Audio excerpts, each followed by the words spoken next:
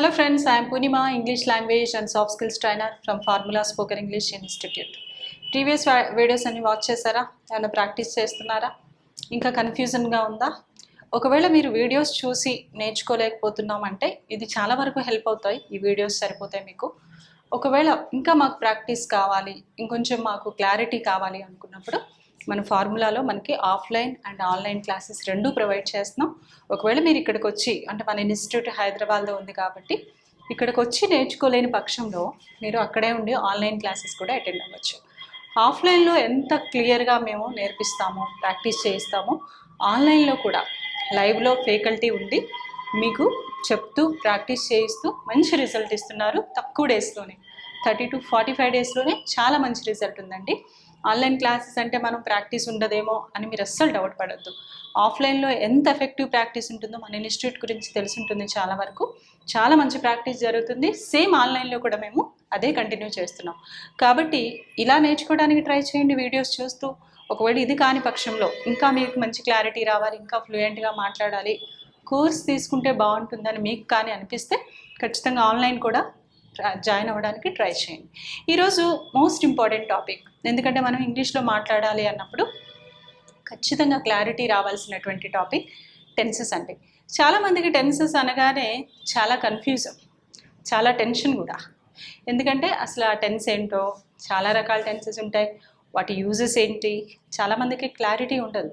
Tenses అనే topic start అవ్వగానే చాలామంది అసలు ఇంగ్లీష్ నేర్చుకోవడం ఆపేస్తూ ఉంటారు. అంతవరకు ఇంట్రెస్ట్గా నేర్చుకున్న వాళ్ళు టెన్సెస్ దగ్గరికి వచ్చేసరికి ఏదో టెన్షన్ పడిపోయి కన్ఫ్యూజ్ అయిపోయి మనకు రాదులే అని వదిలేస్తారు.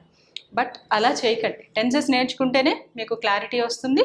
అండ్ టెన్సెస్ అనేది మనం కరెక్ట్గా సిస్టమేటిక్గా నేర్చుకుంటే చాలా ఈజీ టాపిక్. అందులో కూడా మనం ప్రతి టెన్స్ కూడా నేర్చుకోవాల్సిన అవసరం లేదు. ఎందుకంటే మనకు క్లారిటీ కావాలంటే అన్నీ నేర్చుకోవాలి. బట్ బేసిక్గా కొన్ని టెన్సెస్ నేర్చుకుంటే, సింపుల్ టెన్సెస్ అండ్ కొన్ని కంటిన్యూస్ టెన్సెస్ వరకు నేర్చుకోగలిగితే మనం బేసిక్గా మాట్లాడటం వచ్చేస్తుంది. కాబట్టి ఏంటంటే మీకు అవసరమైనంత వరకు చెప్తూ మీతో అందులోనే ఆ టెన్సెస్ వరకే యూజ్ చేస్తూ, ఆ టాపిక్స్ వరకే యూజ్ చేస్తూ కూడా ఫ్లూయెంట్గా మాట్లాడించే ప్రయత్నం ఫార్ములా ఇన్స్టిట్యూట్ చేస్తుంది. ఈరోజు టెన్సెస్లో మనం సింపుల్ ప్రెజెంట్ ఉంది, పాస్ట్ ఉంది, ఫ్యూచర్ ఉంది, అలాగే కంటిన్యూస్ టెన్సెస్ ఉన్నాయి, అలాగే పర్ఫెక్ట్ టెన్సెస్ ఉన్నాయి, అలాగే పర్ఫెక్ట్ కంటిన్యూస్ టెన్సెస్ ఉన్నాయి. ఇన్ని టెన్సెస్ ఉన్నా మనం సింపుల్గా స్టార్ట్ చేద్దాం. ఎందుకంటే మనకి ఈజీగా ఉండడం కోసం మీకు ఈజీగా ఉండేటువంటి టెన్స్ ఈరోజు సింపుల్ ఫ్యూచర్ టెన్స్ స్టార్ట్ చేస్తున్నాం. ఇది ఫస్ట్ క్లాస్ అండి టెన్సెస్లో. మీకు ఇక్కడ నుంచి ఏంటంటే మనకి రెగ్యులర్గా సిరీస్ ఆఫ్ వీడియోస్ వస్తాయి, క్లాస్ బై క్లాస్ ఉంటుంది, మీరు ఫాలో అవ్వచ్చు. సింపుల్ ఫ్యూచర్ టెన్స్ పేర్లో చెప్పినట్టు ఇది చాలా సింపుల్గా ఉంటుంది. అండ్ మీకు పేర్లోనే అర్థమవుతుంది కదా, ఇది ఫ్యూచర్లో యూజ్ చేస్తాం. మనం భవిష్యత్తులో ఏ పని అయితే చేయబోతున్నామో, ఏం చెప్పాలన్నా ఒక 10 నిమిషాల తర్వాత ఇదంతా కూడా ఫ్యూచర్ కిందకి వెళ్ళిపోతుంది. ఇప్పుడు నుంచి ఒక 10 minutes అవతల ఏదైనా చేయాలి అన్నప్పుడు మనం సింపుల్ ఫ్యూచర్ టెన్స్ యూజ్ చేస్తే కరెక్ట్గా ఉంటుంది. నేను ఆ పని చేస్తాను, రేపు అక్కడికి వెళ్తాను, రేపు నిన్ను కలుస్తాను, వాళ్ళు రేపు ఇక్కడికి వస్తారు, లేదా నెక్స్ట్ ఇయర్ వస్తారు, నెక్స్ట్ వీక్ వస్తారు. ఇలా ఫ్యూచర్ గురించి ఏదైనా చెప్పాల్సి వచ్చినప్పుడు మనం సింపుల్ ఫ్యూచర్ టెన్స్ యూజ్ చేస్తే బాగుంటుంది. చాలామంది సింపుల్ ఫ్యూచర్ అనగానే ఏం చేస్తారంటే ఒక టుమారోనే గుర్తుపెట్టుకుంటారు. అంటే రేపు చేయబోయే యాక్షన్స్ ఒకటే సింపుల్ ఫ్యూచర్లోకి వస్తాయా? కాదు. ఫ్యూచర్లో చేయబోయే ఏ యాక్షన్ అయినా సరే మనం సింపుల్ ఫ్యూచర్ టెన్స్ని యూజ్ చేస్తే చెప్పాలి. అయితే ఇక్కడ మీకు క్లారిటీ రావాల్సిన విషయం ఏంటంటే వర్బ్ ఫార్మ్స్ మీద మనకి క్లారిటీ రావాలి. వర్బ్ ఫార్మ్స్ అంటే present form of verb, action verbs ఉన్నాయి కదా. మనం చేయబోయే పని గురించి మాట్లాడుతున్నాం కాబట్టి ఇక్కడ మనం యాక్షన్ వర్బ్స్ తీసుకోవాల్సి ఉంటుంది.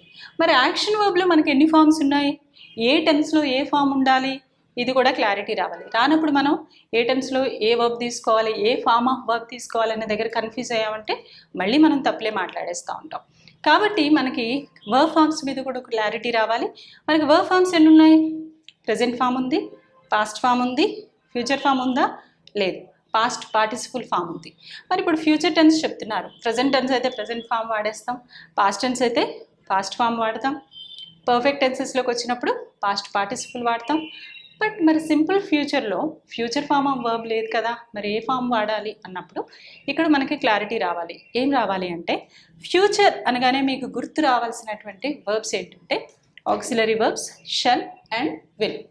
షల్ విల్ ఉందంటే మీకు ఫ్యూచర్ అని అర్థం అండి. మనం ఫ్యూచర్ని ఇండికేట్ చేయడానికి ఐదర్ షల్ ఆర్ విల్ తీసుకుంటాం.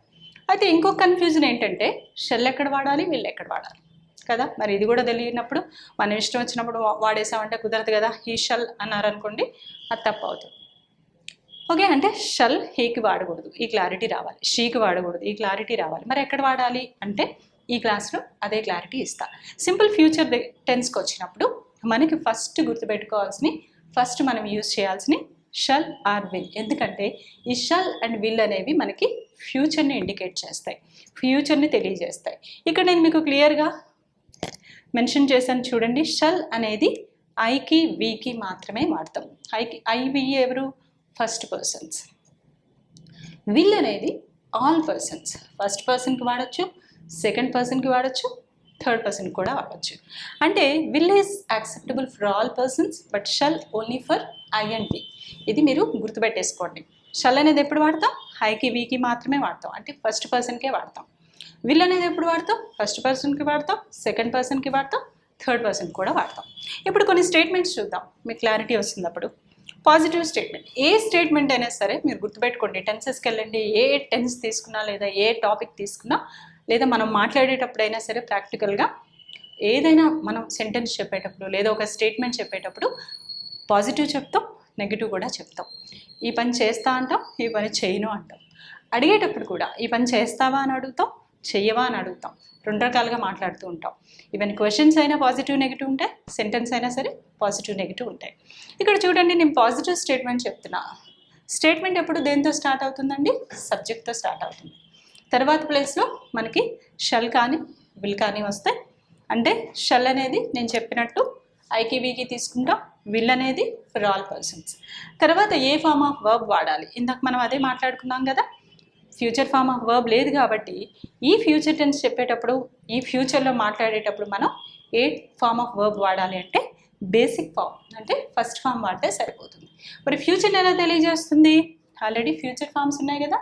షల్ అండ్ విల్ వాడితే మనకు అది ఫ్యూచర్ యాక్షన్ అని అర్థమైపోతుంది. తర్వాత మనం వర్బ్ ఫస్ట్ ఫార్మ్ తీసుకుంటాం, తర్వాత స్టేట్మెంట్ని కంప్లీట్ చేస్తాం.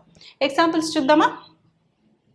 ఐ షల్ ఆర్ విల్, ఎందుకంటే ఐకి వీకి షల్ ఆర్ విల్ ఏదైనా వాడచ్చు కాబట్టి ఐ షల్ ఆర్ విల్ వాడుతూ I shall meet you tomorrow, రేపు నేను నిన్ను కలుస్తాను, లేదా I will meet you tomorrow.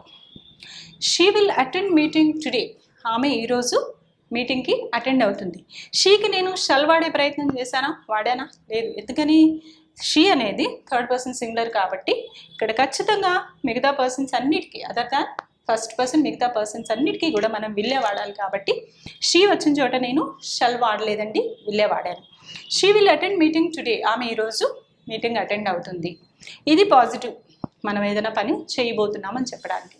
I will meet you tomorrow, she will attend the meeting today, he will come to Hyderabad next week, they will go to US next year. Okay, I will take lunch after 1 hour. Okay, ఇలా మనం ఏదైనా సరే ఫ్యూచర్లో చేయబోతున్నామని చెప్పేటప్పుడు ఇలా will or shall use చేస్తూ first form of verb use చేస్తూ చెప్తాం అనమాట. ఒకవేళ నేను చెయ్యను అని చెప్పాల్సి వస్తే నెగిటివ్ స్టేట్మెంట్ కావాలి. చూడండి, నెగిటివ్ స్టేట్మెంట్ ఏ స్టేట్మెంట్ అయినా సరే మనకి సబ్జెక్ట్తోనే స్టార్ట్ అవుతుంది. తర్వాత shall or will same as it ఈస్గా వస్తే, తర్వాత ఇది నెగిటివ్ కాబట్టి మనం నాట్ తీసుకోవాల్సి ఉంటుంది. ఓకే, అండ్ తర్వాత యాజ్ ఇట్ ఈస్గా వర్బ్ ఫస్ట్ వర్బ్ అండ్ స్టేట్మెంట్ని కంప్లీట్ చేస్తాం. ఇక్కడ ఇంకోటి ఏంటంటే మీరు గుర్తుపెట్టుకోవాల్సింది, షల్ నాట్ని మనం షల్ నాట్ లాగా వాడేస్తాం, కానీ విల్ నాట్ వచ్చినప్పుడు మాత్రం దాన్ని వోంట్ అని చెప్పొచ్చు. విల్ నాట్ అనే వాడినా తప్పలేదు. ఒకవేళ దాని షార్ట్కట్లో మనం వోంట్ అని చెప్పినా కూడా అది విల్ నాటే అండి. చూడండి, I shall not meet you tomorrow, రేపు నేను నిన్ను కలవను. ఇక్కడేమో కలుస్తానని చెప్పి ఇక్కడేమో కలవనని చెప్తున్నాం. షీ వోంట్, ఇక్కడ విల్ నాట్ బదులు నేను ఏం యూజ్ చేస్తాను, కొంచెం ఈజీగా ఉండడం కోసం వోంట్ అనేది వాడాయి. She won't attend meeting today, ఆమె ఈరోజు మీటింగ్కి అటెండ్ కాదు. ఇవి నెగిటివ్ స్టేట్మెంట్స్. సో అర్థమైంది కదా, పాజిటివ్ స్టేట్మెంట్లో ఎలా వాడాం, నెగిటివ్ స్టేట్మెంట్లో ఎలా చేసాం. ఇక్కడ వచ్చినప్పుడు ఏంటంటే మనకి జరుగుతుంది అని చెప్పాం, ఇక్కడేం చెప్పాం, జరగదు అని చెప్పాం. ఈ రెండింటిని యూజ్ చేస్తూ మీరు రేపంతా ఏం చేయబోతున్నారు, అలాగే రేపంతా ఏం చేయబోట్లేదు, టుమారో యాక్టివిటీస్ గురించి మాట్లాడుకోవడానికి ప్రాక్టీస్ చేయండి. For example, I will wake up tomorrow by 6 o'clock. After that I will complete my ablutions, I will take breakfast, I will go to office. ఇలా రేపంతా ఏం చేయబోతున్నారు, అలాగే ఏం చెయ్యరు నెగిటివ్ స్టేట్మెంట్స్ కూడా ప్రాక్టీస్ చేయండి. Then you can get the clarity on simple future tense. Next వీడియోలో మరో టాపిక్తో కలుద్దాం.